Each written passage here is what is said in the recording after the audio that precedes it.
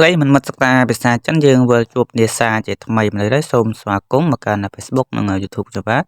ទៅនៅ Learn Chinese New ទាំងអស់គ្នាបងប្អូនថ្មីកុំភ្លេចចុច Like Share និង Follow Subscribe ម្នាក់មួយនឹងបានវីដេអូជារៀងរាល់សប្តាហ៍ជួយចែករំលែកចំណេះដឹងភាសាចិនទាំងអស់គ្នាហើយមើលយើងមកសិក្សាពាក្យបន្តពីវីដេអូមកលើមុនតទៅទៀតនេះគឺក្បួនភាសាចិនគេអានថាក្បួនទៅមើលបន្តទៅទៀត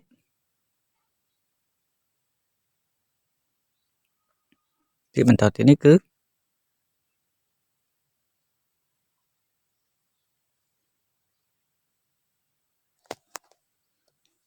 ភាសាចិនគេអានថាក្រៅពីគេងឈីឈួងគឺក្រៅពីដំណេកឬក៏ក្រៅពីគេងឈីឈួងមើលពាក្យបន្តទៀតបន្តនេះគឺចោលសម្រាម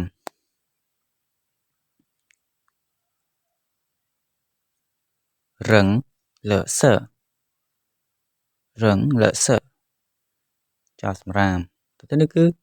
សម្អាតធូលីឈូឆិនសម្អាតធូលីឈូឆិនទៅនេះគឺក្រដាសជូតដៃភាសាចិនគេអានថាឆានជីនជឺក្រដាសជូតដៃទៅទៀតនេះគឺកែវធ្វើពីក្រដាសកែវដែលធ្វើពីក្រដាសភាសាចិនគេអានថាជឺបៃទៅទៀតនេះគឺក្បាលរំម្នេចិនគេអានថាសួយឡុងថោក្បាលរំម្នេសួយឡុងថោ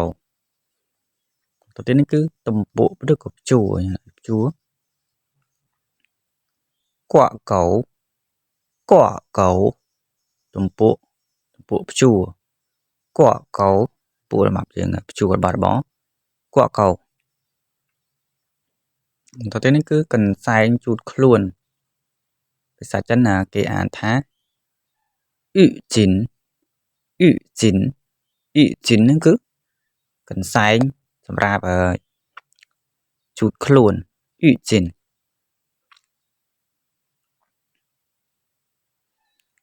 ពីខាងនោះគឺយើងតេតងនឹងយើងការទៅដើរលេងផ្សារនៅតាមស្នេហ៍មាត់សមុទ្រđấyគឺតេតងនឹងវីដេអូមុនខ្ញុំធ្វើរួចហើយឥឡូវគឺតមកភាគបន្តទៀតនេះ